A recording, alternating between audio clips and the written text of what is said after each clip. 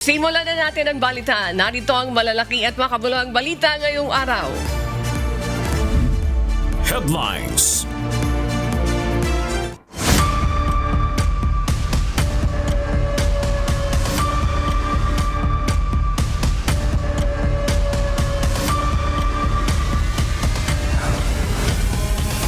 Vice President Sara Duterte, impeachment trial. Pinabura ng impeachment court ang hiling ng prosekusyon na ipasabina ang ilan sa mga bank at tax record ni Vice President Sara Duterte at Attorney Manasseh Carpio. Gayunpaman, hindi lahat ng dokumento ay pinayagan na ipasabina, gaya na lamang ng records sa ilang kumpanya at korporasyon na iniuugnay sa Vice Presidente at asawa nito dahil ayon sa korte, wala itong direktang koneksyon sa respondent. May humahataw na balita si Jed Neresina. Granted at denied ang desisyon ng impeachment court sa hiling ng prosecution na isabina ang tax at bank records ni Vice President Sara Duterte at asawa niyang si Attorney Manasseh Carpio. Kabilang sa pinayagan ng korte ay ang pag-issue ng subpoena duces tecum sa Bureau of Internal Revenue Commissioner para sa mga dokumento mula 2007 hanggang 2021. Paliwanag ni Presiding Officer Senator Judge Francis G. Escudero, layunin ng dokumento o ng mga record na ito na gagamitin lamang upang magtakda ng factual baseline ng yaman at kapasidad na pinansyal ng respondent bago ang kanyang kasalukuyang termino. Nilinaw ng korte na hindi ito gagamitin bilang ebidensya para sa mga bagong impeachable offense. The production of records from 2007 to 2021 is therefore allowed and authorized strictly for purposes of establishing a comparative baseline only. They shall not be used as proof of another independent impeachable offense. Their admissibility and evidentiary use shall remain subject to the prosecution establishing their connection to the alleged unexplained wealth during the respondent's present term. Bukod dito, inaprubahan din ang subpoena para sa mga peso-denominated accounts ni VP Duterte, maging ng kanyang asawang si Attorney Carpio, hiwalay man o joint, pati na rin ang peso-denominated accounts ng Carpio Lawyers Law Firm at ng 19 pang korporasyon. The request for subpoenas directed to the concerned banking institutions covering the accounts of respondent, Attorney Manasseh Carpio, separately or jointly, the partnership of Carpio Lawyers, and the 19 listed corporate entities. The banks are ordered to submit to the Clerk of Court the documents on July 30, 2026 at 9 a.m. with the attendance of parties and counsels. Para naman sa subpoena sa Anti-Money Laundering Council o AMLC, overruled ang pagtutol ng depensa na nagsasabing confidential ang AMLC reports dahil ayon sa impeachment court, ang kapangyarihan ng Senado bilang isang korte ay nakahihigit sa mga internal na protocol ng AMLC. Ipinaliwanag din ni Presiding Officer Escudero na hindi maaaring gamitin ang Data Privacy Act upang harangin ang subpoena dahil ang batas mismo ay may exception para sa mga legal na proseso ng korte. The defense's invocation of the Data Privacy Act is likewise unavailing. As previously stated, Section 16B of that law expressly states that the right to privacy does not apply when personal information is needed pursuant to a subpoena. Furthermore, Rule 5, Section 22F of its implementing rules expressly permits the processing of sensitive personal information provided to government public authority pursuant to a constitutional or statutory mandate and when necessary for the protection of lawful rights and interests and court proceedings. Samantala, tinanggihan ng korte ang hiling para sa records ng JTC Group of Companies at Pikimong Philippines Corporation dahil nabigo ang prosecution na patunayan ang direktang koneksyon nito sa respondent o sa kanyang asawa. The court, similarly, requests insofar as it seeks the records of JTC Group of Companies, Philippines Inc. and Pikimong Philippines Corporation. The prosecution failed to establish a prima facie nexus between these entities to either the respondent or to her spouse. The records sought therefore do not at this time satisfy the requirement of prima facie relevance under Rule 21 of the Rules of Civil Procedure. Bukod dito, mahigpit ding ipinagbawal ang pagbubukas ng mga foreign currency o dollar accounts alinsunod sa Republic Act 6426, maliban na lamang kung may nakasulat na pahintulot o waiver mula sa depositor. Jedne Resina, humahataw sa balita ngayon. Nilinaw ni Senate Impeachment Court Presiding Officer Francis Chis Escudero na ang paglalabas ng subpoena sa financial record ng mag-asawang Vice President Sara Duterte at Attorney Manasseh Carpio ay isa lamang paunang hakbang sa proseso. Hindi niya ito garantiya na maisisiwalat o matatanggap bilang ebidensya ng korte ang mga nasabing dokumento para sa nagpapatuloy na impeachment trial laban sa Vice Presidente. Ayon kay Senator Escudero, maaaring sumunod o tumanggi ang BIR sa subpoena batay sa mga exception na pinapayagan sa National Internal Revenue Code o NIRC. Sinabi rin ito na kapag naisumite na ang mga dokumento, pagtatalunan pa ng prosekusyon at depensa kung maaari itong tanggapin bilang ebidensya sa paglilitis. Kinakailangan ding patunayan ng prosekusyon ang direktang kaugnayan ng mga tax at bank record sa Article 2 ng Articles of Impeachment na kinapapalooban ng umano'y unexplained wealth ni BP Duterte mula nang ito'y mahalal bilang alkalde hanggang maging vice-presidente bago ito formal na maisama sa mga ebidensya ng korte. May hanggang July 30 ang Bureau of Internal Revenue o BIR upang tumugon sa ipinalabas na subpoena. The issuance of subpoena is merely a preliminary procedural step and does not by itself authorize the disclosure, inspection, or admission of the requested tax records into evidence. In fact, this issuance is the order that shall set, if at all, things in motion. Hataw Balita ngayon. Tanggap na ng kampo ni Vice President Sara Duterte na hindi pumabor sa kanila ang naging desisyon ng Senate Impeachment Court pagdating sa pagpapasabpina ng mga financial records ni Vice President Sara Duterte. Sa kabila nito, naniniwala ang depensa na hindi ito magiging malaking dagok para ipagtanggol ang kanilang kliyente. May humahataw na balita si Evan Alvarez. Hindi pumabor sa kampo ni Vice President Sara Duterte ang naging pagpayag ng Senate Impeachment Court sa hiling ng prosekusyon na maisubpina ang karamihan sa financial records ng Vice Presidente at asawang si Attorney Manasseh Carpio.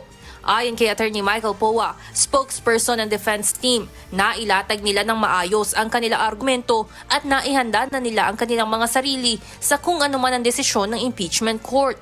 So hindi naman natin masasabi na malaking setback to. Siyempre, hindi naman tayo magbobolahan. Siyempre, mas gusto namin kung talagang kumbaga napagbigyan din yung opposition namin. But that's normal naman in any court proceeding and we respect the impeachment court. Gayunpaman, hindi lahat ng hinihinging dokumento ng House Prosecution ay pinayagan ng korte. Tinanggihan ang paglalabas ng subpoena para sa financial records ng JTC Group of Companies at Pikimong Philippines Corporation dahil walang pangalan ni Vice President Sara Duterte o ng kanyang asawa sa general information sheets ng dalawang kumpanya. Hindi rin pinagbigyan na ipasubpina ang mga dollar account ng mag-asawa dahil protektado ang mga ito ng Foreign Currency Deposit Act. Yes, you could consider it small wins, but sa amin, we felt strongly talaga on why we felt that the requests were overbroad. So even if you were to say it, even if you were to consider them as small wins, palagay ko at the end of the day, talagang on the substance of what happened, I think it's something we really have to look into. Ayon sa kampo, mayroong legal remedies na pupwedeng gamitin si Vice President Duterte gaya ng pagdulog sa Supreme Court, ngunit hindi pa ito napapag-usapan sa ngayon. Of course, there's always the possibility of going up because as I mentioned earlier, everything is subject to judicial review depending on the circumstances available. But we have not made that decision yet. So gusto ko lang i-clarify yon na this is something that we have to discuss as a team and also of course in consultation with our client, the respondent, Vice President. Sa kabila ng naging desisyon ng impeachment court, tuloy-tuloy ang kanilang game plan sa kabuuang paglilitis, gaya ng kanilang pagko-cross-examine sa ikatlong witness ng prosekusyon na si National Bureau of Investigation Director Attorney Melvin Matibag ngayong araw. Yung nakarang araw na rin naman napag-usapan na yung mga NBI agents, so iikot naman doon yun, no? Baka may dagdag sila, as I've heard over the news, may sinasabi silang may mga dagdag. So we will just take our cue, but we're ready to cross-examine, and if there's anything new, we're also ready to quickly adjust and address those matters in our cross-examination. Samantala, muling nilinaw ni Attorney Poa na hindi sila takot sa paglalabas ng mga dokumento ng pangalawang Pangulo at nais lamang nila na gawin ang mga ito alinsunod sa mga umiiral na batas at due process na nakasaad sa konstitusyon. Evan Alvarez, humahataw sa Balita Ngayon.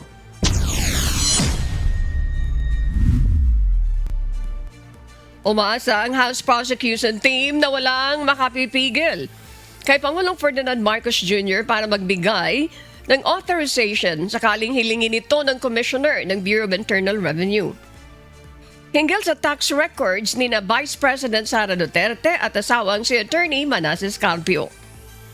Samantala, hindi naman nangangamba ang panel sakaling questionin ng kampo ni VP Duterte ang ruling ng Senate Impeachment Court sa request na subpoena para sa financial records nito. May hataw na balita si Rosalie Cos. Walang nakikitang dahilan si House Prosecution Panel member at mamayang Liberal Party List Representative Leila de Lima para hindi magbigay si Pangulong Ferdinand Marcos Jr. ng kinakailangang authorization kay Bureau of Internal Revenue o BIR Commissioner Charlito Mendoza. Ito ay kung hihiling ng authority ang BIR Commissioner mula sa Pangulo para mailabas ang tax records ni na Vice President Sara Duterte at asawang si Attorney Manasseh Carpio. Kasunod ito na naging desisyon ng Senate Impeachment Court na payagan ng isapina ang partikular na tax at bank records ng mag-asawa. It's up to the BIR Commissioner now what to do in compliance with the subpoena. So kung gusto niya talaga maging safe, na he will not be in any manner, in any way violative or in any way violating Section 71, then he may just as well secure the consent or authority of the President. Wala kami nakikitang dahilan para hindi ibigay ng Pangulo yung authority or yung consent niya doon sa pag-comply noong subpoena, sa pag-produce noong pinasubpoena based on the order, based on the subpoena of the impeachment court. Wala po kaming nakikitang dahilan para hindi siya magbigay ng ganong authorization. Itinuturing na tagumpay ng House Prosecution Team ang pagpahid ng Senate Impeachment Court na isapina ang mga partikular na financial records ng mag-asawang Duterte Carpio. Ang mga ito ay para sa Article of Impeachment laban kay VP Duterte na unexplained wealth o hindi maipaliwanag na yaman. This is a major victory for the search for truth, for transparency and accountability. So, napaka-importante ho nitong mga dokumento na to para mapakita natin ang complete na picture ng kabuuang yaman ng Vice Presidente. Ito ay one big successful step dahil ang layunin naman natin ay hindi sabihin guilty o not guilty, kundi mabuksan, ipagpatuloy ang proseso, matuldukan sa pararaan ng tamang pagdesisyon sang-ayon sa mga dokumentong makikita. Hindi rin nangangamba ang prosekusyon sakaling kwestiyonin ng kampo ni VP Duterte ang subpoena ruling ng Senate Impeachment Court. Pero panindigan nito na sa kapangyarihan ng Senate Impeachment Court ang magdesisyon kaugnay ng articles of impeachment. So that can be anticipated na dadalhin nila yung anuman ang sa tingin nila na issue na kailangan maliwanagan ng husto from the Supreme Court. Although we maintain as argued or articulated upon by Kong Chel Jokno, we maintain that superior talaga yung constitutional authority ng impeachment court.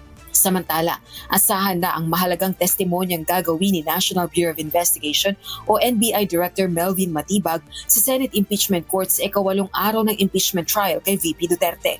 Partikular na ang ginawang investigasyon nito sa umano'y assassin sa ginawang banta ni VP Duterte laban kina PBBM First Lady Lisa Araneta Marcos at dating House Speaker, late Representative Martin Romualdez. Ito ang huling testigo ng prosekusyon para sa Article of Impeachment laban kay VP Duterte na assassination plot, grave threats at inciting to sedition. Napaka-importante pa rin ng magiging testimonya ni NBI Director Matibag. Kung meron pa mang mga konting katanungan na nakabinbin pa dahil nga nasabi ni NBI Regional Director Lotok na dun sa mga follow-up investigations regarding this assassin, hindi na ho siya naging parte niyan bilang parte ng Cybercrime Division. Si NBI Director Matibag na ho ang sasagot niyan. Sawa, siguro mga 25 feet. I'm sure ina-expect nyo na rin yun. Bukod sa kanya, kung mayroon ding sapat na panahon, ihaharap na rin ng prosekusyon ang unang 2 testigo sa confidential funds misuse umano ni VP Duterte. Ito ay ang 2 dating empleyado ng Land Bank of the Philippines. Rosalie Coz, humahataw sa balita ngayon. Hindi na nais ng ilang senator judges na makinig sa mga manifestasyon na wala namang kinalaman sa impeachment trial kay Vice President Sara Duterte. Dahil dito ay giniit ng ilang senador na sa ibang forum na lang ilitanya ang mahabang manifestasyon para mapabilis ang paglilitis. May umahataw na balita si Jed Neresina. Sa pagsisimula ng ika-7 araw ng impeachment trial ni Vice President Sara Duterte, pinagtalunan ng ilang senator judges ang issue sa paglalahad ng manifestations na tila walang kaugnayan sa kaso ng pangalawang Pangulo. Nauwi sa palitan ng pahayag ang unang bahagi ng paglilitis kahapon July 20, imbis na talakayin sa impeachment court ang oral arguments kaugnay sa hiling ng prosecution na ipasabina ang tax at bank records ni Vice President Sara Duterte at asawa niyang si Attorney Manasseh Carpio. Pinuna ni Senator Judge Erwin Tulfo ang ani ay maling paggamit sa oras ng impeachment court na ani ay itinayo para lamang sana sa kaso ng vice-presidente at hindi para sa personal na depensa ng mga senador sa mga akusasyon o alegasyong ibinabato sa kanila. Kasunod ito ng naging manifestation ni Senator Judge Robin Hood Padilla kung saan ipinaliwanag niya ang kanyang sarili matapos sabihin ni Ombudsman Crispin Remulla na tila hindi binibigyang pansin ng mambabatas ang reklamong obstruction of justice laban sa kanya. This is not the right forum and the right venue and not the right time to explain your situation. Kung gusto po ninyong mag-eksplika ng inyong mga saloobin, problema, maaari naman po ninyong gawin yan sa labas po ng oras ng impeachment court. Dahil dito, naghain ng mosyon si Senator Judge Vicente Tito Soto III na ilipat ang mga ganitong usapin sa regular na sesyon ng Senado o talakayin na lang bilang legislative body. I do not have 4 years of law, but I have 29 years of lawmaking. And I move that the manifestations of that we have heard be referred to the Senate proper. Sinuportahan naman ito ni Senator Judge Francis Kiko Pangilinan at nagbigay pa ng halimbawa noong Estrada impeachment trial. The father of Senator Cayetano Alan, Senator Rene Cayetano, made a manifestation regarding a case that was supposedly being prepared, a criminal case to be filed against him. It was raised in the impeachment court, but ultimately the impeachment court agreed that the manifestation was referred to the Senate as a legislative body. So there is precedent for this. Yes, the court allowed then Senator Rene Cayetano to make his manifestation, but eventually it was resolved that the matter be referred to the Senate as a legislative body.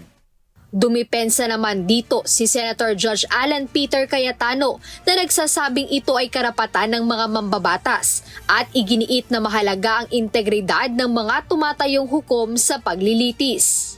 The integrity of the court and the justices or judges is always relevant.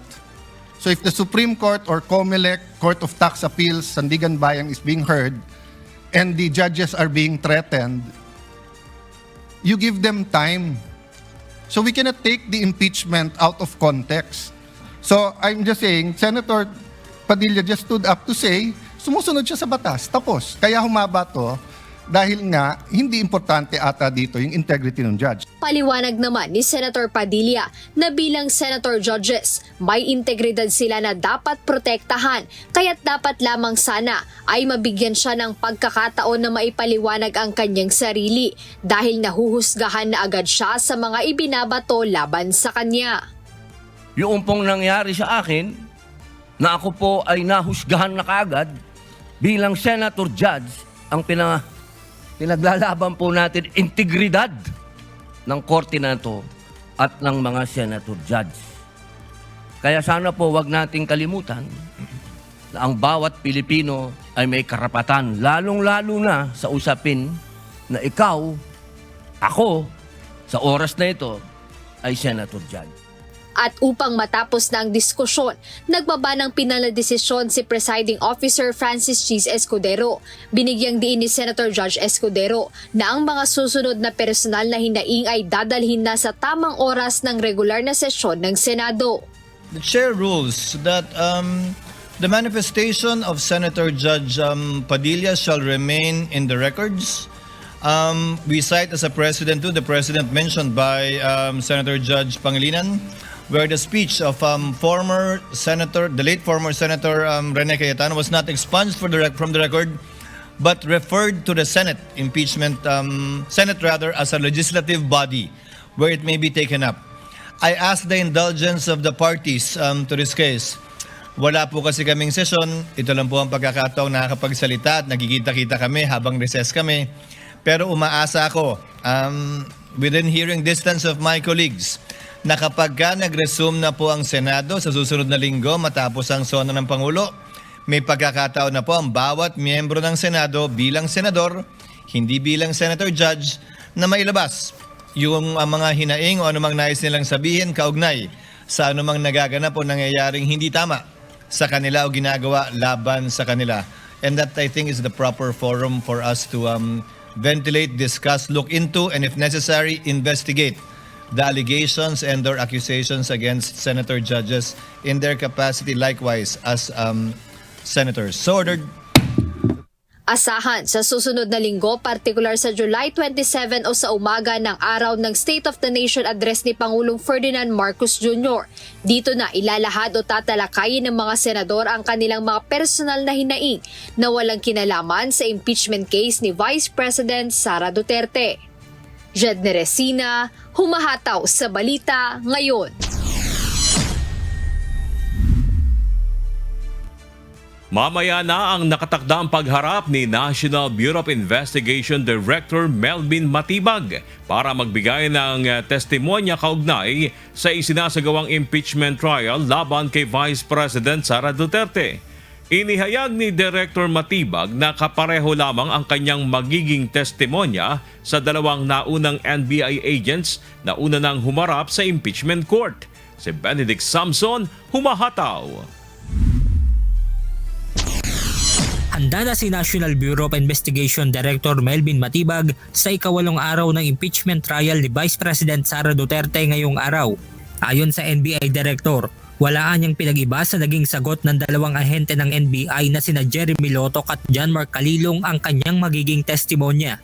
Itong mga nakaraang pagdinig, kabilang sa mga itinanong ng Senator Judge ay ang naging resulta ng investigasyon ng NBI patungkol sa umunay assassin na kinausap ni BP Sara para patayin Pangulong Ferdinand Marcos Jr., First Lady Lisa Marcos at dating House Speaker Martin Romualdez. Giit pa ng NBI chief, pareho niya siyang witness ng defense at prosecution panel. Hindi witness para kanino man, kundi witness para sa tayong bayan. Ang ating ilalahad doon, katulad din ng inilahad ng ating dalawang agent na nauna ng tumistigo, si Agent Calilong at si Agent Lotoc, ganun din lamang ang sasabihin. Wala akong sasabihin na hindi nangyari. Tayo po ay tatayo para sa ating bayan. Dagdag pa ni Director Matibag, handa rin siya na makaharap sa pagdinig mamaya si Senator Judge Alan Peter Cayetano. Matatandaan na naging mainit ang palitan ng salita ng dalawa matapos ihayag ng NBI ang gagawing pag-iimbestiga sa umunoy issue ng unliquidated na pera na ginamit sa mga proyekto sa 2019 SEA Games. Noong linggo, mas naging mainit pa ang pagpapatutsada ni Senator Alan Cayetano matapos itong bansagan na minion o isang tagasunod si Direktor Matibag. So ang nangyayari po ngayon ay may mga mastermind talaga, may mga minions. So shoot kong t-shirt today ay dedicated po sa mga minions. Alam niyo naman ang pangalan ng mga minions, di ba? Pero itong isa, ito, yan. Yung minion na yan, pangalan yan ay Melvin. So shout out sa iyo, Melvin the Minion. Pero tugon naman din ng hepe ng NBI.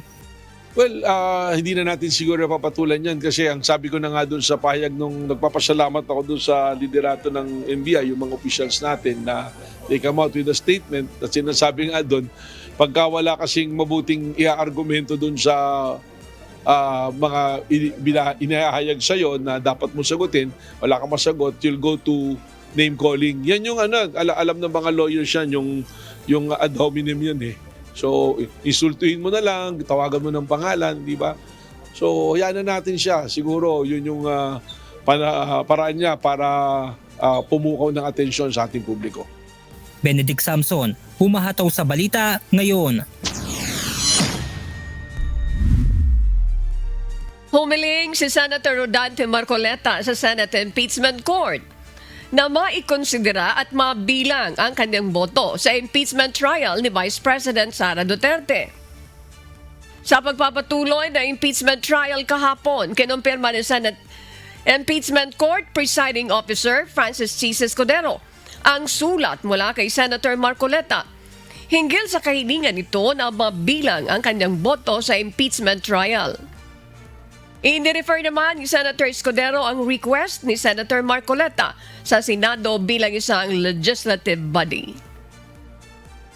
Likewise, the court is in receipt, the presiding officer rather, as well as the Senate President, of a letter of manifestation signed by Senator Judge Marcoleta citing a rule in the Arab impeachment trial and wanting his vote to be considered. Chair, the presiding officer in this court will not act on it at this time, but instead, since we will be resuming next week, we'll be referring this matter to the Senate as a legislative body, given that it's the Senate that will be amending the rules to allow participation through a vote. Because apparently, as pointed out by Senator Judge Marcoleta, during the Estrada impeachment trial, a rule was adopted, which we are confirming, that allows the Senate President to provide a mechanism by which a senator who cannot vote under any unavoidable circumstances to cast his vote on any matter. But since this impinges upon the rules of the impeachment court, this matter should properly be taken up by the Senate as a legislative body. Nauna na ang inaresto si Senator Rodante Marcoleta kaugnay sa kasong plunder na kinaharap nito matapos naman tumanggap ng 75 million pesos na campaign donation mula sa kanyang kandidatura noong 2025 midterm elections. Hataw Balita ngayon! Mariing itinanggi ng kampo ni dating House Speaker Martin Romualdez ang issue ng umano'y tangkang pagtakas ng mambabatas sa legal na proseso. Kasunod ito ng pahayag ng Office of the Ombudsman na tinangka ni Romualdez na umalis ng bansa sa kabila ng pagkakaroon nito ng Precautionary Hall Departure Order. Samantala, pinasisiguro naman ng Ombudsman na hindi makalalabas ng bansa ang mambabatas. May hataw na balita si Dante Amento. Kailanman ay hindi nagtago si dating House Speaker Martin Romualdez. Ito ang tiniyak ng kanyang tagapagsalita na si Attorney Elaine Atienza. Anya, hinarap ng mambabatas ang investigasyon ng Independent Commission for Infrastructure o ICI kaya't handa rin itong harapin ang Office of the Ombudsman. We deny in the strongest possible way any insinuation that Representative Romualdez has attempted to evade the legal process. Uulitin po namin, kailanman ay hindi nagtago si Representative Romualdez. Hinarap niya ang ICI at haharapin niya ang Office of the Ombudsman. Siya po ay nasa bansa at mananatili sa bansa until such time that he will be able to clear his name. Inanunsyo kahapon ng Ombudsman na may natanggap silang intelligence reports na patuloy na tinatangka ng mambabatas na lumabas ng Pilipinas. Ito ay kahit na may Precautionary Hold Departure Order o PHDO na inisyu laban sa kanya ang Sandigan Bayan. Despite a precautionary hold departure order issued by the Sandigan Bayan, this office has received credible intelligence reports that former Speaker Martin Romualdez has not ceased attempting to leave the country. Kasabay nito sinabi rin ni Assistant Ombudsman Miko Clavano na sinimulan na nila ang preliminary investigation laban kay Romualdez, dating Congressman Zaldico at iba pa kaugnay ng flood control scandal. Ito ay para sa kasong plunder at paglabag sa Anti-Money Laundering Act. After a thorough and painstaking investigation, the Office of the Ombudsman is set to file 2 separate complaints for preliminary investigation against former House Speaker Martin Romualdez, Mr. Elizaldico, and several others. One for plunder under Republic Act number 7080 and another for violation of the Anti-Money Laundering Act as amended. Sagot naman ng kampo ni Congressman Romualdez, malinaw ang sinabi ng Ombudsman na hindi pa convicted sa anumang paglabag ang mambabatas at wala pang kaso na naisampa sa korte laban sa kanya.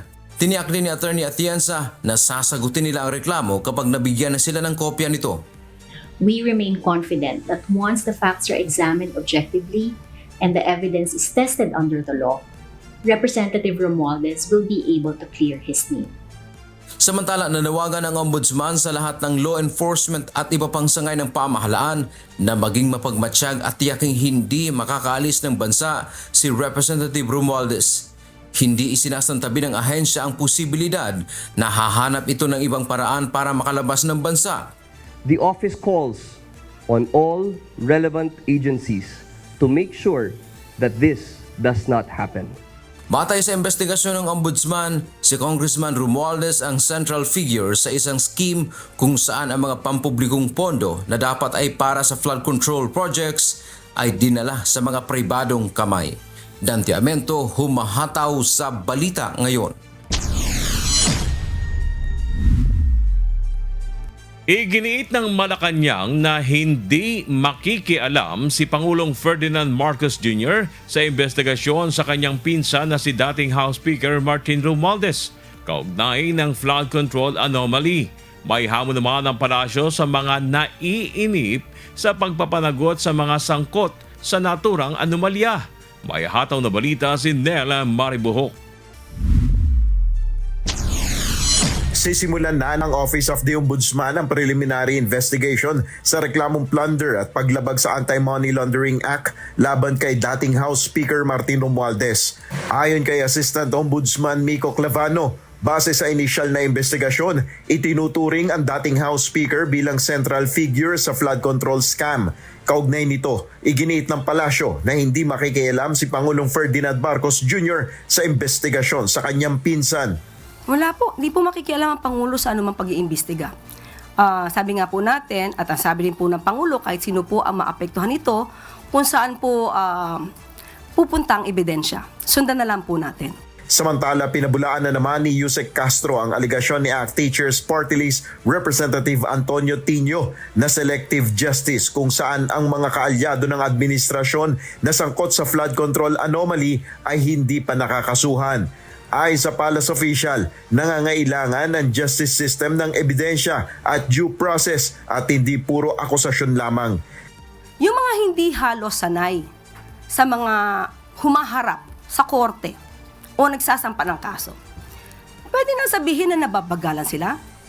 Pero sa realidad, pag kayo po mismo ang nandoon at nagsasampa ng sa kaso, malalaman nyo na ito na ginagawa ng Ombudsman, ng DOJ, ay napakabilis na po. May hamon naman si Yusek Castro sa mga kritiko na naiinip sa pagpapanagot sa mga sangkot sa naturang anomalya. So lahat ng mga naiinip, kung meron na kayong ebidensyang konkreto, go ahead and file the cases. now. Nel Maribuho, humahataw sa balita ngayon. Sa iba pang balita, nanindigan ang Philippine National Police na ligtas pa rin sa Pilipinas. Ito'y dahil nananatiling mababa ang datos ng krimen na nangyayari sa bansa. Si Leia Ilagan, humahataw. Hindi tugma sa datos ng krimen ang pananaw ng publiko kaugnay sa mga nangyayaring krimen sa bansa. Ayon kay PNP Public Information Acting Chief, Police Colonel Allen Reyco, bagamat lumalabas sa social media ang tila sunod-sunod na krimen na nangyayari sa Metro Manila, hindi aniya ito sumasalamin sa buong bansa.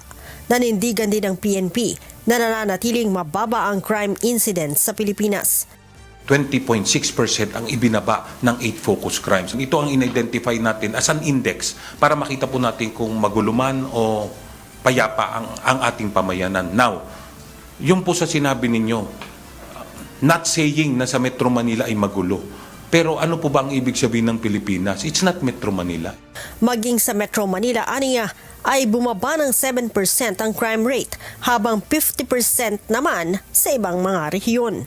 I understand that the perspective of the people is often shaped by what we see and hear in the news. Meron pong several na high-profile and sensational cases na nangyari. And we understand, we do not discount this. Naintindihan namin that this created doubt, this created anxiety, this created fear among the people. But this does not reflect the whole situation of the country. Kaugnay nito, sinabi ni Police Colonel Co na mayroong disconnect o hindi aware ang komunidad sa datos ng crime reduction na naitatala ng PNP. This is the actual data, this is what you are feeling. May fear, may sense na magulo, na napakagulo. Ito po ang may disconnect. Ito po ang tatrabahuin namin para ma-connect. Para kung ano yung data, ito po ang ating nararamdaman. Noong nakaraang linggo, umani ng batikos ang PNP kaugnay ng magkasunod na pagpatay sa 2 driver ng motorcycle taxis sa Cavite at Caloocan. Sinabi ng opisyal na bago ang naturang modus at naghahanap na ang PNP ng estratehiya upang hindi na maulit ang mga ganitong krimen. We treat yung nangyari sa mga riders as an emerging threat bago po itong crime. And we understand that we need to strengthen yung systems natin in handling this. Kagaya nga po, nakipag-usap na tayo sa ride-hailing services, nakipag-usap na tayo sa regulatory bodies that regulates itong operation ng mga operation ng mga ride-hailing or motorcycle taxis. Hinikayat din ng opisyal ang publiko na agad na tumawag sa 911 emergency hotline para sa agarang ikadarakip ng mga kriminal. Leia Ilagan, humahataw sa balita ngayon. Para po sa mga balita sa iba't ibang panig ng mundo, narito ang ating global correspondent na si James Buntuyan mula sa Maryland, USA. Global News. Magandang umaga sa iyo, Sherwin, at good morning sa ating mga kasangbahay. Narito ang ating Global News. Nagdeklara na ang Iran-backed Houthi rebels ng naval blockade laban sa Saudi Arabia sa pamamagitan ng maritime embargo sa Bab el-Mandeb Strait.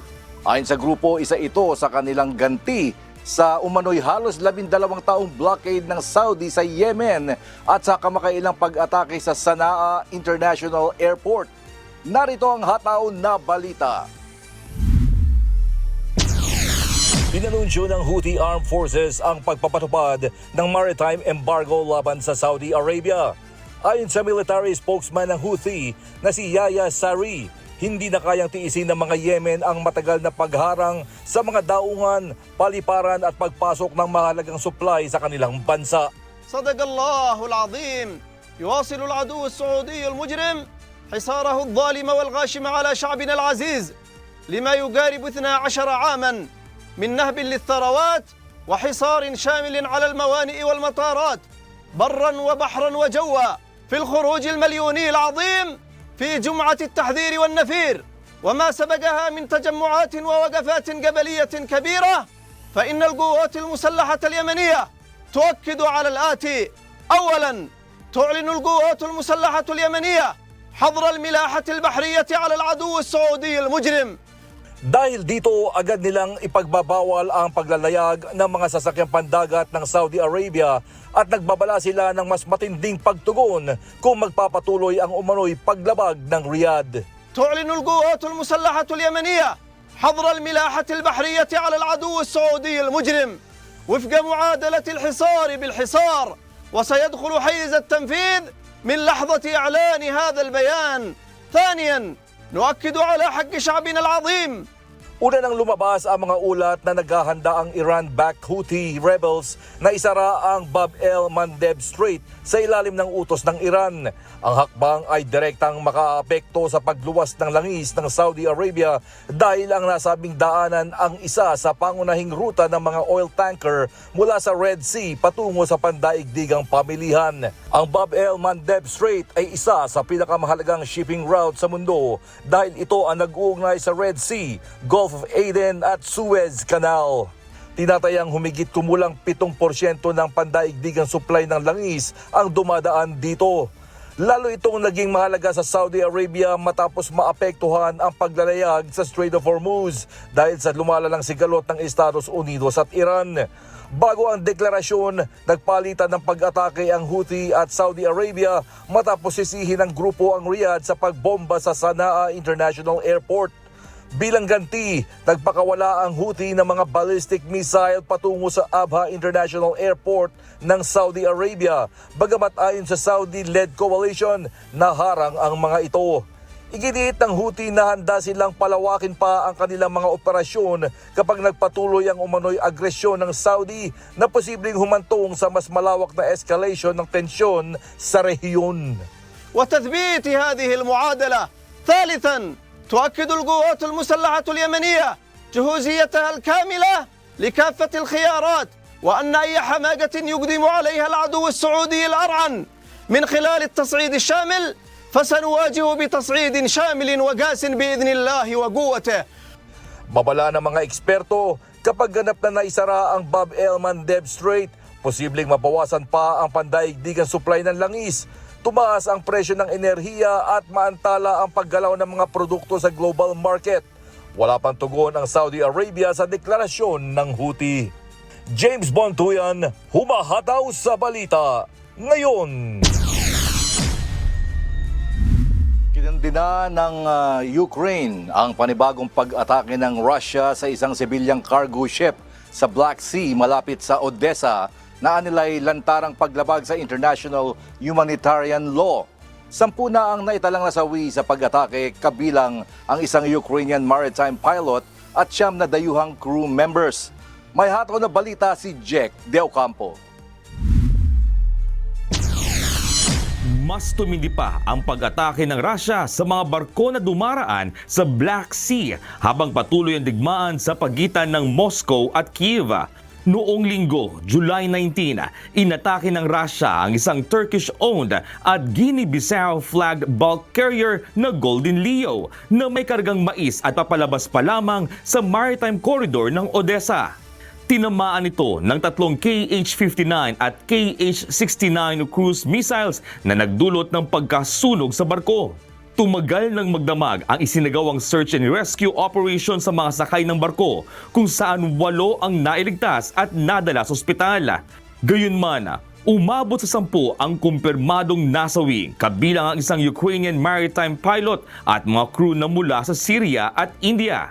Nagpaabot na ng pakikiramay ang pamahalaan ng India sa sinapit ng 4 na Indian seafarer na nasawi kasabay ang pagkondena sa naging pag-atake sa civilian shipping vessel na naglalagay sa panganib sa buhay ng mga inosenteng marino.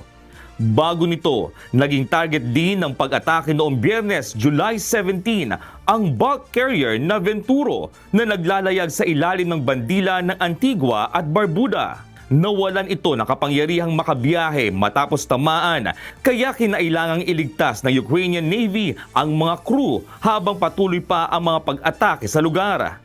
Naapektuhan din ang isang Panama flag LPG tanker na gas Aura malapit sa Russian port of Kavkaz, kung saan 2 Pilipinong marino ang nasugatan matapos tamaan ng drone. Inilipat sila sa isa pang LPG tanker na gas Nero. Ngunit maging ang nasabing barko ay tinamaan din ng drone attack na nagdulot ng sunog bago ito nakarating sa Turkey para sa pagkukumpuni.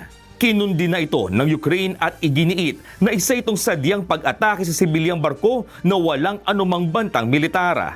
Ayon sa pamahalaan ng Ukraine, hindi lamang ekonomiya ng bansa ang nanganganib, kundi pati ang pandaigdigang supply ng pagkain dahil malaking bahagi ng export ng Ukraine ay dumadaan sa Black Sea. Bilang tugon, naghahanda ang pamahalaan ng Ukraine ng mga bagong hakbang upang palakasin ang seguridad ng mga maritime route at mas maprotektahan ang mga civilian vessel at mga marino. Samantala, nagpatuloy rin ang Ukraine sa mga pag-atake laban sa mga barkong may kaugnayan sa Russia sa Black Sea at Sea of Azov.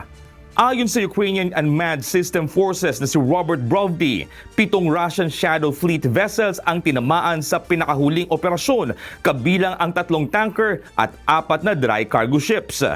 Kasabay nito, tinamaan din ng Ukrainian drone ang mga energy facilities at iba pang mahalagang logistics targets sa occupied Crimea bilang bahagi ng patuloy na pagpapahina sa kakayahang militar ng Russia sa rehiyon. Jack De Ocampo, humahataw sa balita ngayon.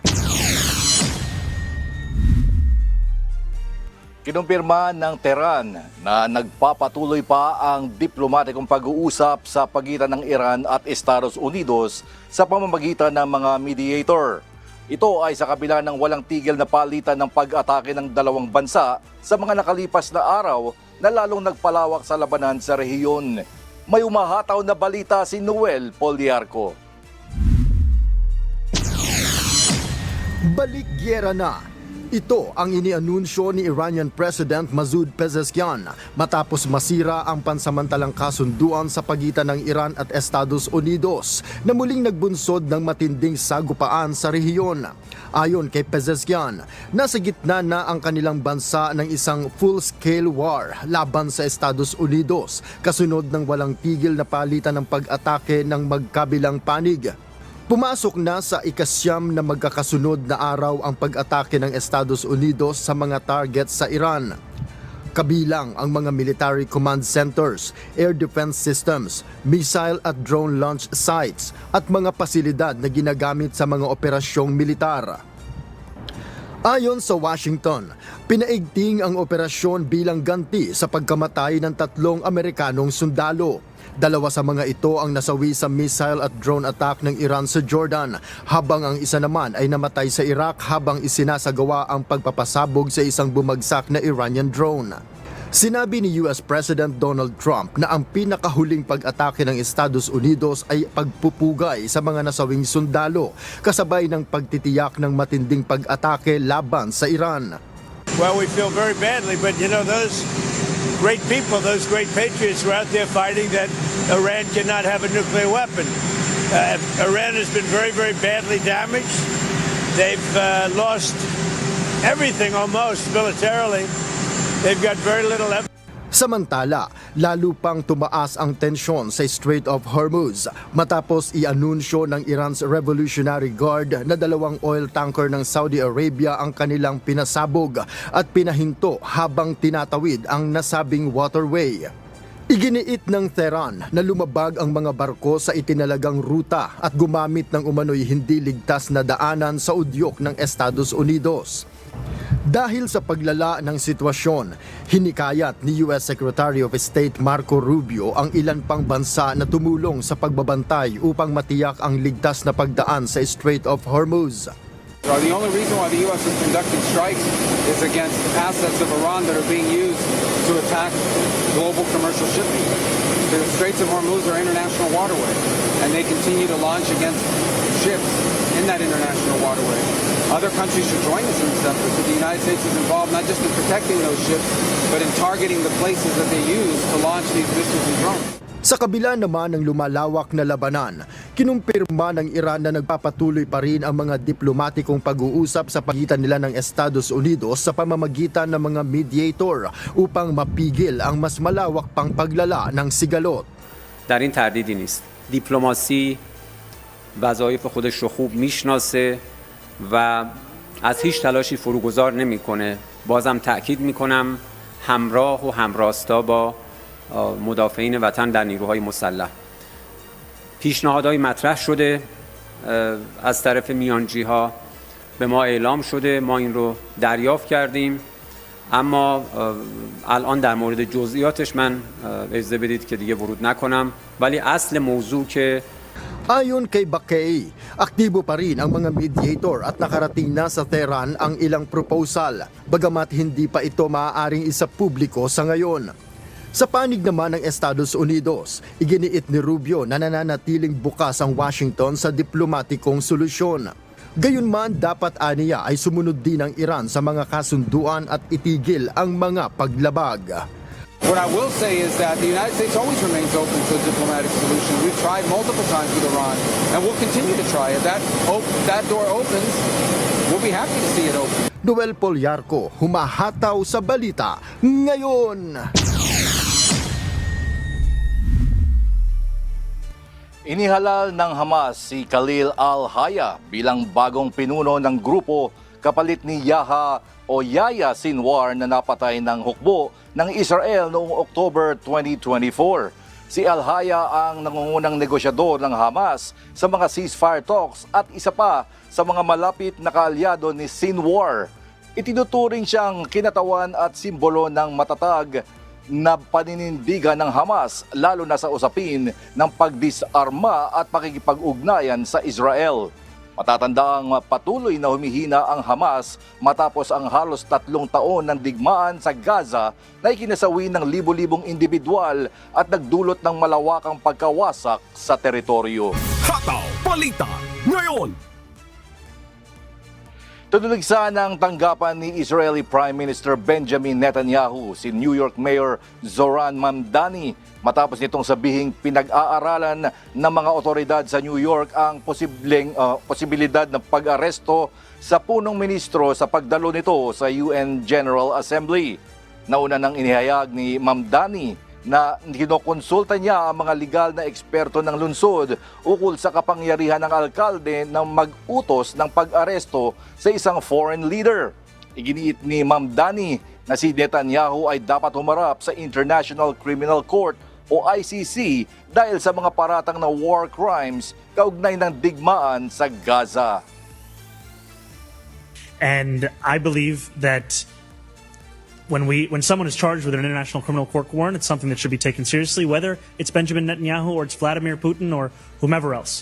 What I've also made clear is that my administration will follow all applicable local laws. That is our commitment. That is something that we will follow through on when it comes to an adherence to local law.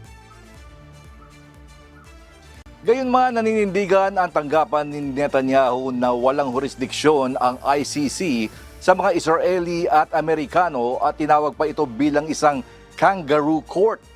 Samantala, tiniyak naman ni US President Donald Trump na hindi maaaring arestuhin si Netanyahu sa anumang paraan habang ito ay nasa Estados Unidos.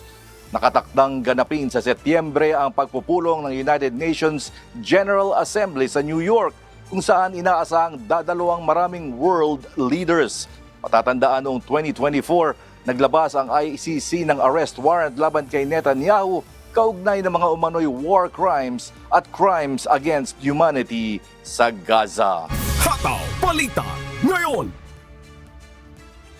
Formal nang naging bagong punong ministro ng United Kingdom si Andy Burnham matapos tanggapin ni King Charles III ang pagbibitiw sa tungkulin ni Keir Starmer. Sa kanyang unang talumpati, nangako si Burnham na tututukan ang mataas na gastusin sa bansa, pagbangon ng ekonomiya at pagpapabuti ng mga serbisyong pampubliko. Samantala, binigyang suporta naman ni Starmer ang kanyang kahalili at sinabing karangalan para sa kanya ang maglingkod bilang punong ministro.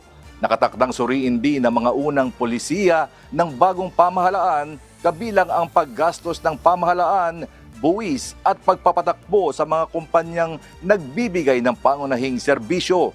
Si Burnham ang ikapitong punong ministro ng United Kingdom sa loob ng nakalipas na 10 taon. I have just come from Buckingham Palace, where I have accepted His Majesty the King's invitation to form a government. In doing so, I am acutely conscious that I am the 6th person in the last 10 years to walk up this street, the 7th Prime Minister since 2016, making this a moment for reflection and new resolution.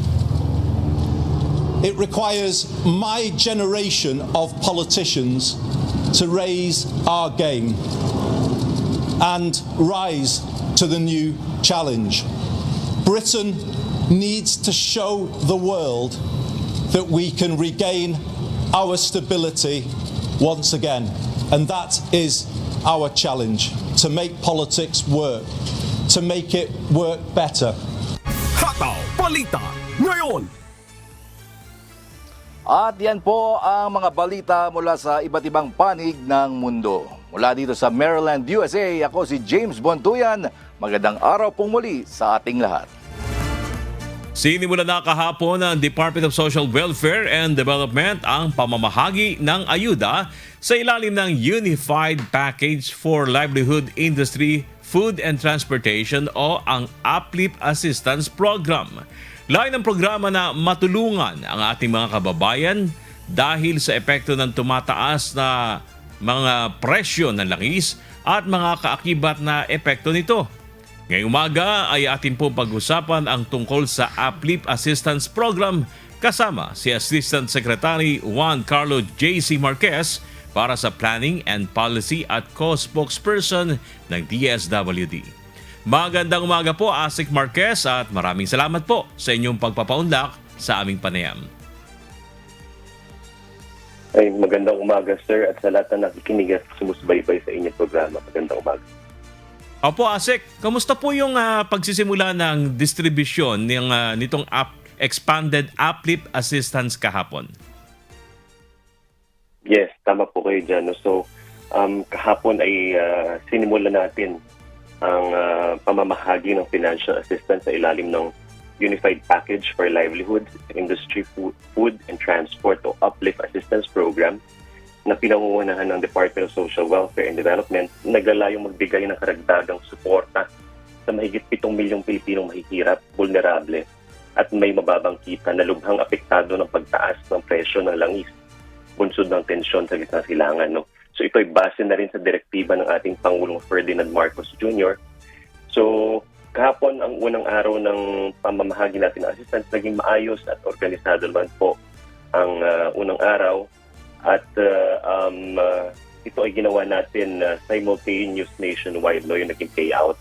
Partikular na doon sa Groups 1 and 2 ng UPLIF program, since ito ay nahati sa 3 grupo. No? So, babanggitin ko na rin. So, yung Group 1 ay ito yung nabibilang doon sa 4Ps at walang gutom program. So, ito yung ating mga regular beneficiaries sa ating programa na 4Ps at yung walang gutom food stamps program. And then, yung Group 2, ito yung mga nabibilang doon sa 25% above the poverty threshold na nadetermina na base na rin sa datos ng PSA, yung kanilang ginawang census noong 2024 o yung tinatawag natin na community-based monitoring system. So, sila, so particularly itong mga grupo na to yung paunang nabigyan kahapon. No? So, yung walang gutom food stamp, although hindi ito sabay-sabay dahil ginagawa ito, yung may mga redemption sila monthly na ginagawa, no? Para makakuha ng food credit. So, manual yung payout for dun sa grupo ng walang gutong food stamps. And for dun sa Group 2, yung first payout din, ginawa natin para sa mga ilang beneficiaryo kahapon na nabibilang dun sa 25% above the poverty threshold. So, naging maayos naman yung ating unang araw ng pamamahagi ng assistance. So, nagpapasalamat din tayo dun sa ating mga partner na mga local government units sa pag-oorganisa at pagtulong dun sa pag-aabiso dun sa ating mga benepisyaryo na nabibilang dun sa kanilang mga local government units, no. So gaya ng aking nabanggit, yung mga datos kasi na to, lalo na yung for groups 2 and 3 ay mula dun sa community-based monitoring system na isinagawa ng PSA, yung census noong 2024.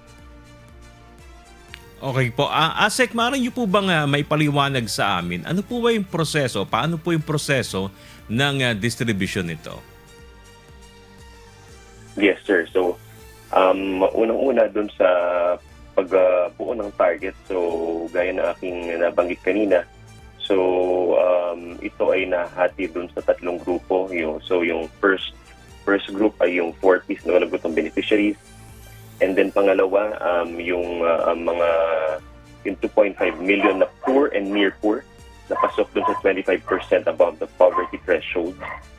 And yung group 3, ito naman yung 1.5 million na manggagawa at kanilang pamilya na may mababang kita o low income na tinukoy ng Social Security System or SSS na kanilang aktibong miyembro at may 20,000 and below na SSS monthly salary credit, no. So ito yung mga ating mga beneficiaryo, so targeted siya base na rin sa ating objective, yung matulungan sila na maiangat yung purchasing power because of the inflationary effects nung energy emergency na ating nararanasan. So, ang datos ay mula sa CBMS ng PSA and nadetermina naman yung poor and near poor because of the proximate test na tool na dinevelop ng DepDev. So, DepDev and PSA, sila yung nagtulungan upang matukoy yung mga beneficiaryo ng programa. And in terms of the process, so bago ang payout, sumasailalim mga beneficiaryo sa orientation. So, and may validation at digital financial enrollment. So, bilang paghahanda dun sa mga susunod na payout. Kasi ang goal natin for the first payout, lalo na sa group 2, ay so we do it manual and then ma-validate na yung identity ng ating beneficiaryo.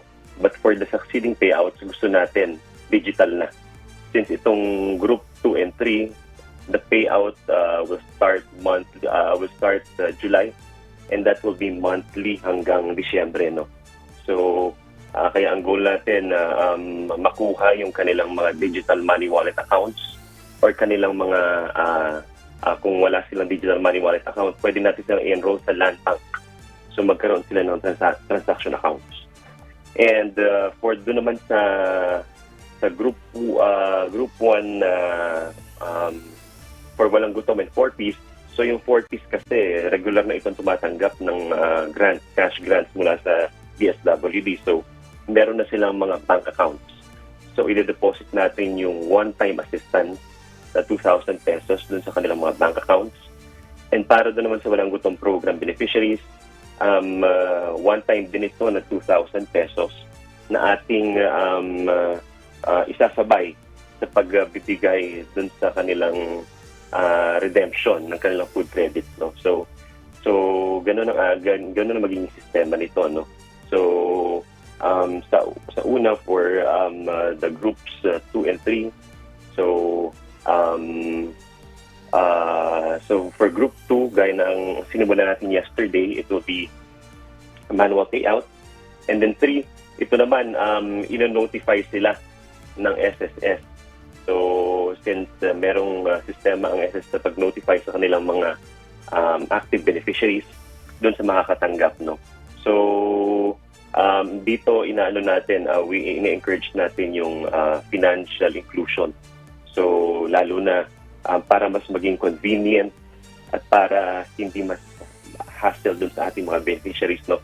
So mas pinapadali natin yung sabi nga ease of beneficiary experience. So ganun yung ating magiging process, no? Ayan, magandang tulong po yan at hindi napipila yung iba nating kababayan palagi. Ito po, Asik, may isa pong pahabol na tanong yung isa sa ating mga viewers. Sabi po niya, sa Group C, yung mga hindi nakapag-enroll ng disbursement account pero may hulog sa SSS since 10 years ago, pwede ba na makasama sa uplift? At kung hindi nakapag-enroll, pwede pa ba mag-enroll ngayon para makasama sa program? Yes, so sa Group 3 nga po, so gaya ng aking nabanggit kanina, so ito yung 1.5 billion na manggagawa at kanilang pamilya na nabibilang doon sa low income category, no? And tinukoy sila ng Social Security System or SSS na sila ay employed at kasama sa 2024 CBMS ng PSA. So dapat na nakasama sila doon sa survey or census na yun ng PSA. And then pangalawa, sila ay merong 20,000 or below 20,000 na SSS monthly credit or MSC. And pangatlo, dapat nakapaghulog sila ng contribution na kahit isang beses noong 2025 o ngayong 2026. At pang-apat, may enrolled na disbursement account sa SSS as of April 30, 2026. So, ito po ay parang nire-require. So, dapat, kumbaga sa checklist, check ka sa apat na to, no? Para mapabilang ka doon sa beneficiaryo para sa Group 3. Okay, maliwanag po yan, Asik, at sana po ay naintindihan ng ating viewer na nagpahabol ng tanong. Panghuli na lang po, Asik, mensahe po sa ating mga kababayan, lalo na po dito sa mga beneficiaries ng expanded uplift. Yes, so para po sa ating mga kababayan, ang uplift assistance ay bahagi ng patuloy na pangako ng ating pamahalaan na protektahan ang mga Pilipinong higit na naapektuhan ng tumataas na gastusin sa pamumuhay. So patuloy na nakipagtulungan ang Department of Social Welfare and Development sa pamumuno ng ating kalihim, Secretary Rex Gatchalian, sa iba-iba pang ahensya ng pamahalaan upang matiyak na sa pamamagitan ng maayos na targeting at mabilis na pamamahagi ng tulong, mapipigilan ang pagdami ng mga pamilyang babalik sa kahirapan at mapapanatili ang mga nakamit ng bansa sa poverty reduction. So, yun lamang po at maraming salamat po sa time na ito. Ayan, maraming salamat po Assistant Secretary Juan Carlo J.C. Marquez para po sa Planning and Policy at Co-Spokesperson ng DSWD. Magandang umaga po at muli maraming salamat po sa pagkakataon, Asek. Magandang umaga po at maraming salamat din po sa mga nakikinig at sumusubaybay sa inyong programa. National News. Bad news po para sa mga motorista, bunsod ng muling tumitinding tensyon sa gitnang silangan.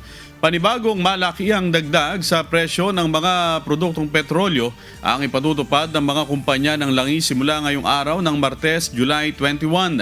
Batay po sa anunsyo ng Department of Energy, magkakaroon ng 10 pesos and 68 centavos na dagdag sa presyo ng kada litro ng diesel, habang tataas ng 3 pesos and 65 centavos ang presyo ng kada litro ng gasolina. At mahigit 11 pesos naman ang kada litro ng kerosene.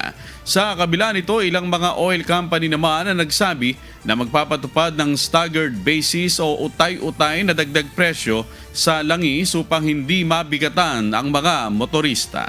Hataw Balita ngayon. Ang Pilipinas ang bansang kasapi sa Association of Southeast Asian Nations o ASEAN na may pinakamataas na rate o pinakamahal na singil sa kuryente noong June 2026.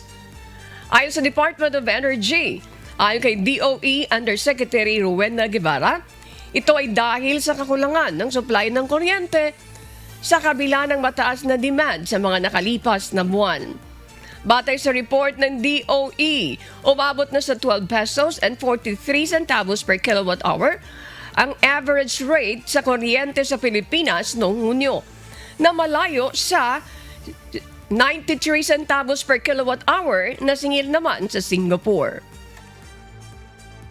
Sa ASEAN tayo ngayon ang pinakamataas. Mas mataas pa tayo sa Singapore for June. Because, number one, kunyari sa Visayas, kasi siya talaga yung pinakamahal Dahil talagang may kakulangan tayo sa supply doon. Meron tayong 21 plants na forced outage, and therefore, dependent siya talaga sa Luzon at saka sa Mindanao for imported power. Noong nakaraang buwan, ilang ulit na isa na ilalim sa yellow alert ang Visayas grid dahil malaking kakulangan ng supply ng kuryente, bunsod ng mga naka-shutdown na power plant. Hataw Balita ngayon. Kinundina ng iba't ibang ahensya ng pamahalaan ang pinakahuling panghaharas sa mga tauhan ng Philippine Navy na nakaistasyon at nagbabantay sa BRP Sierra Madre sa Ayungin Shoal. Pinagpapalo ng mga Chinese Coast Guard ang mga sundalong Pilipino nang tangkain ng mga ito na paalisin ang mga dayuhan sa paligid ng nakasadsad na barko. Dahil sa insidente, nagtamo ng malaking sugat sa kanyang ulo ang isang sundalong Pilipino. May hataw na balita si Ryan Lacanlale.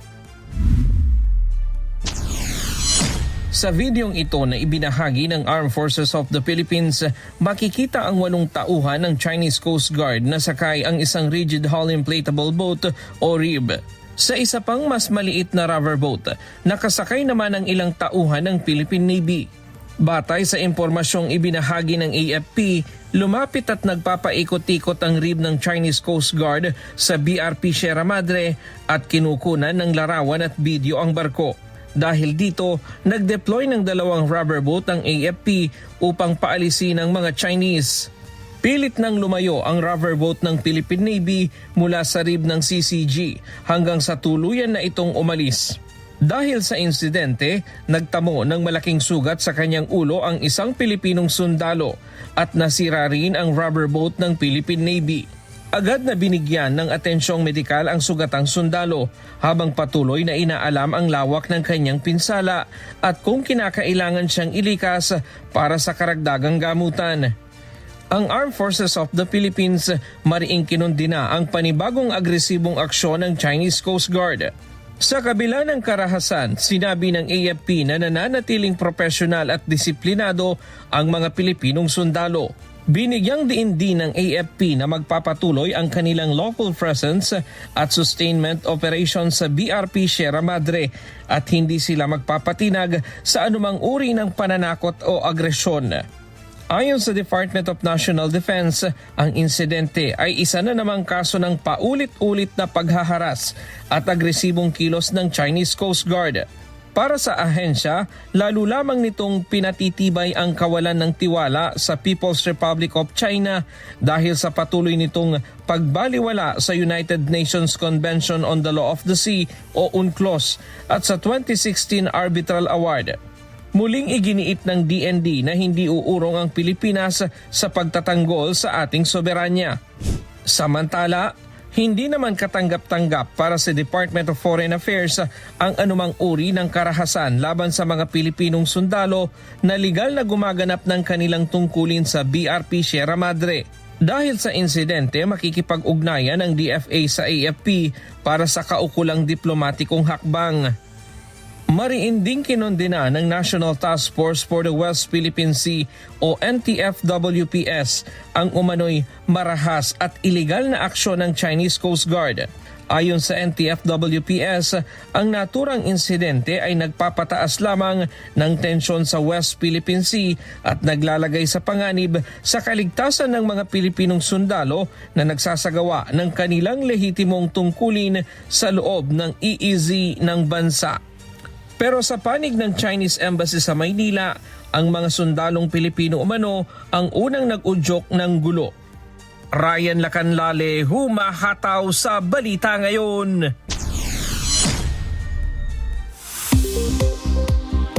Weather News.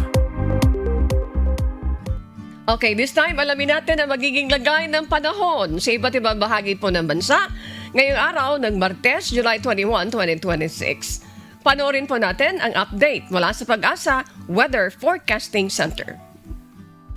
Narito ang ating latest satellite image kung saan yung minomonitor nga nating cloud clusters nung mga nakaraang araw ay kagabi ng alas 8 ay naging isa na ngang low pressure area. Kanina alas 3 na madaling araw, ito ay huling namataan sa layong 1,630 kilometers east ng southeastern Luzon. Itong low pressure area na ito ay katamtaman ng tsansa na maging isang ganap na bagyo.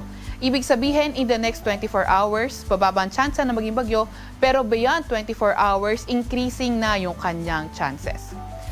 Sa ngayon naman ay nakita natin na posible itong pumasok ng ating Philippine Area of Responsibility ngayong hapon o hindi kaya bukas ng umaga.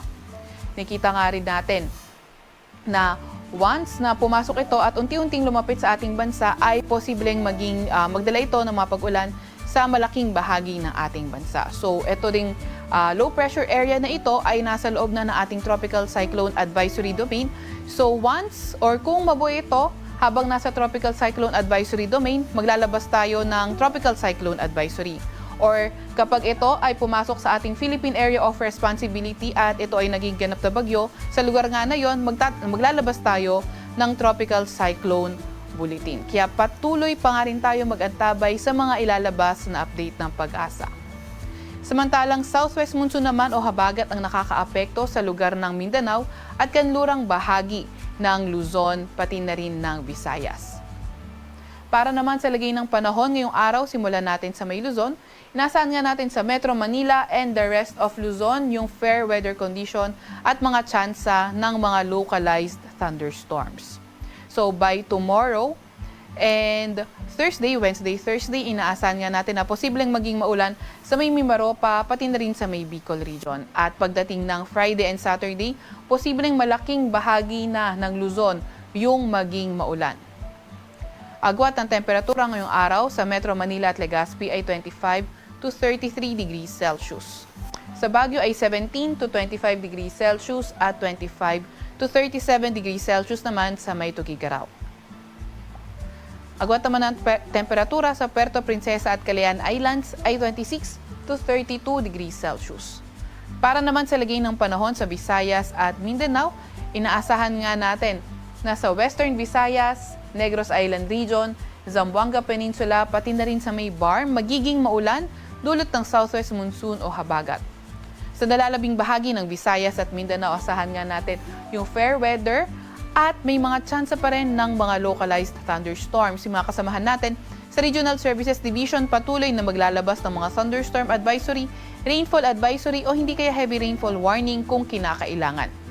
Inaasahan nga natin na by tomorrow, Wednesday until Thursday, posibleng maging maulan sa may Visayas at Mindanao. Pagdating ng Friday, inaasahan nga natin na posibleng maging maulan sa may Visayas at kanlurang bahagi ng Mindanao at pagdating ng Sabado sa may kanlurang bahagi ng Visayas. Since that is a 5-day weather outlook, may chance na ito ay magbago, kaya muli magantabay sa mga ilalabas na update ng Pag-asa. Agwat ang temperatura ngayong araw sa Iloilo, Cebu at Cagayan de Oro ay 25 to 32 degrees Celsius. 25 to 33 degrees Celsius sa may Tacloban at 24 to 32 degrees Celsius naman sa may Zamboanga. Ngayong araw, wala naman tayong gale warning sa kahit anong dagat baybayin ng ating bansa. At napanood po natin ang update mula kay Pag-asa Weather Specialist Veronica Torres. Tandaan po, sa bawat araw na ating nasisglayan, tayo'y magpasalamat sa Diyos na may lalang. At sa aming ibabahaging mga salita ng Diyos na ating sandigan, mula sa Roma, Kapitulo 6, talatang 23. Sapagkat ang kabayaran ng kasalanan ay kamatayan, datapwat ang kaloob na walang bayad ng Diyos ay buhay na walang hanggan kay Kristo Jesus na Panginoon natin.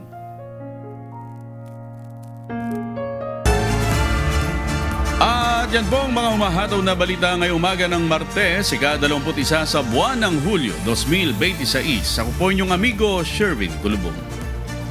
Sa ngalan na lahat ng bubuo ng UNTV News and Rescue, UNTV Radyo La Verdad 1350 at ang ating mga correspondent mula sa Pilipinas at sa iba't ibang panig ng mundo.